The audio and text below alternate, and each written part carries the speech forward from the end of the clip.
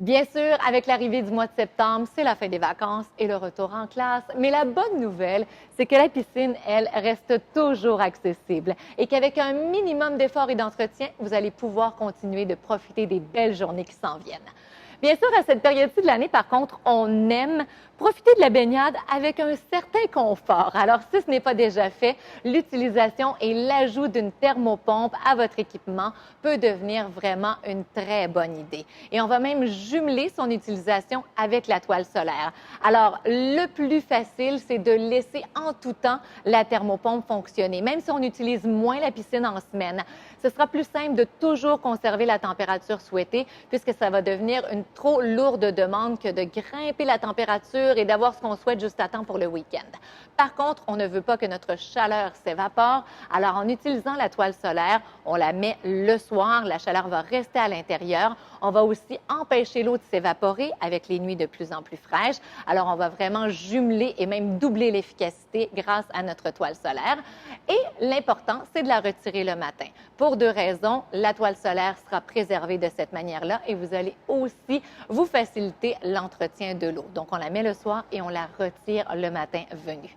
Concernant justement la qualité de notre eau, minimum d'entretien, on va continuer de surveiller notre taux d'assainissant et notre pH pour avoir toujours une eau prête à la baignade. Puisque peu importe que notre piscine soit chauffée ou non chauffée, avec une belle journée, vous pouvez en tout temps avoir envie de plonger. Et ce qui devient important aussi, c'est de conserver l'eau la plus belle possible, le plus longtemps possible, jusqu'à la fermeture qui, elle aussi, arrivera très tardivement. Alors, plus on ferme la piscine tard et dans une belle condition, plus l'ouverture sera facilitée pour la saison prochaine. Et avec le mois de septembre, eh bien, les petites routines reviennent. Alors oui, c'est la routine sac à dos et puis lunch, etc. Je vous en trouve une plus amusante. Une vingtaine de minutes, notre petite routine d'entretien de piscine et ce sera très simple, efficace et vous pourrez profiter bien sûr de votre eau le plus longtemps possible. Donc, les feuilles vont commencer à tomber un petit peu. C'est important de toujours vider notre panier d'écumoire et aussi, si les feuilles calent au fond de la piscine, on va les ramasser avec notre ramasse-feuilles. On a parlé de l'entretien de l'eau, alors on continue de faire nos tests d'eau, pH et assainissant sont les plus importants à cette période-ci.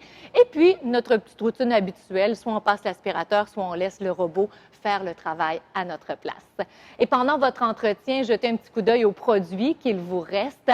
Les produits sous forme liquide devront être conservés pour l'hiver à l'intérieur. Alors, on va les fermer hermétiquement, on les conserve à l'intérieur. Et s'il vous reste du chlore en pastille ou encore en granule, là aussi, on porte une très grande attention, bien fermé de manière hermétique.